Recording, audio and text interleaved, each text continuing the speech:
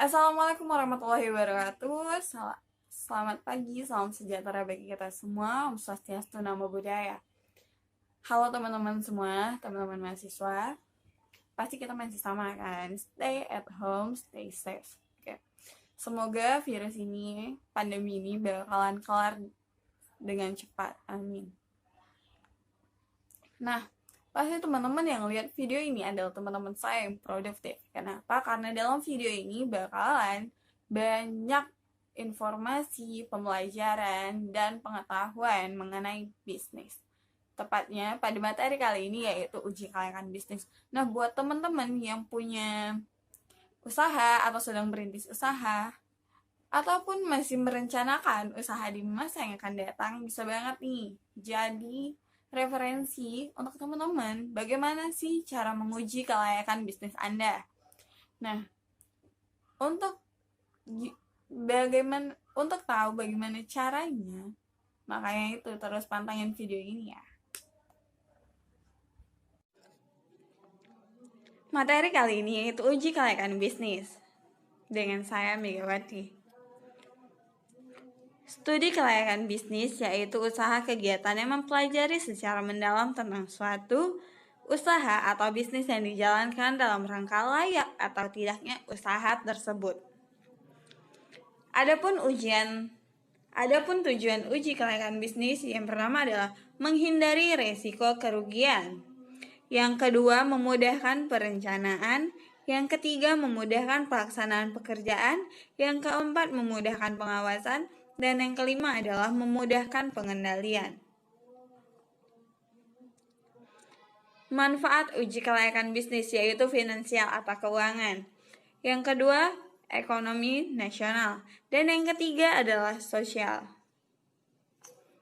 Pihak-pihak yang berkepentingan dan langkah studi kelayakan. Pihak-pihak yang berkepentingan adalah yang pertama yaitu pelaku investasi di mana berorientasi pada profit dan menambah kekayaan. Yang kedua adalah kreditur, adanya keamanan dana yang disalurkan untuk terjaminnya pokok pinjaman dan bunga. Dan yang ketiga adalah pemerintah. Pemerintah di sini berkepentingan untuk memperluas kesempatan kerja, menghemat devisa dan pendapatan masyarakat. Dan pihak keempat adalah masyarakat. Akibat positif bagi kehidupan masyarakat dari uji kelayakan bisnis, masyarakat mengetahui bagaimana bisnis yang layak atau tidak. Adapun langkah-langkahnya dilampirkan pada bagian sebelah kanan, yaitu fakta lapangan, meliputi aspek pasar, aspek lingkungan industri, aspek keuangan, aspek teknis, aspek manajemen, dan aspek yuridis.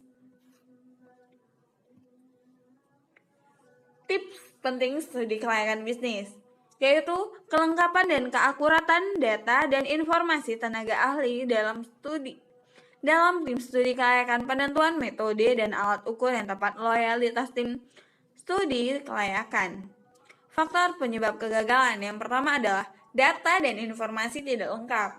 Yang kedua, tidak teliti. Yang ketiga, salah perhitungan. Keempat, pelaksanaan pekerjaan salah. Yang kelima adalah kondisi lingkungan. Dan yang keenam adalah unsur kesengajaan. Business project cycle.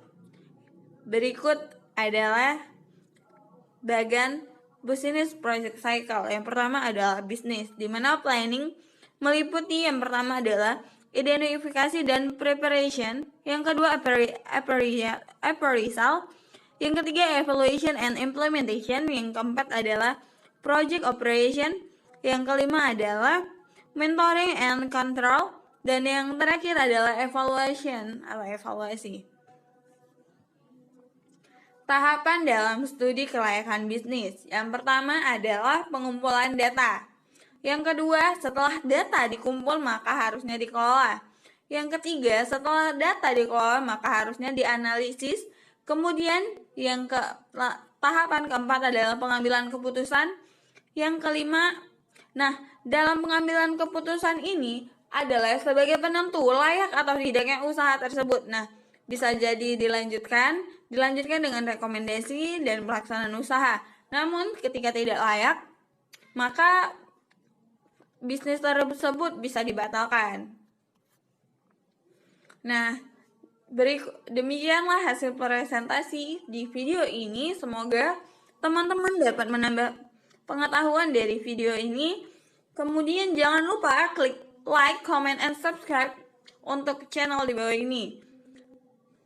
Demikian untuk info lebih lanjut dan pemahaman materi yang mungkin bakalan dibahas secara komprehensif, bisa cek di IG kita yaitu ADP A17. Dan jika Anda mau ingin lebih dekat dengan akun ini, bisa email ke akun email kami. Terima kasih.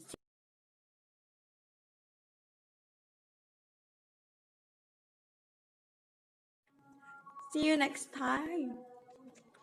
Bye bye. Assalamualaikum.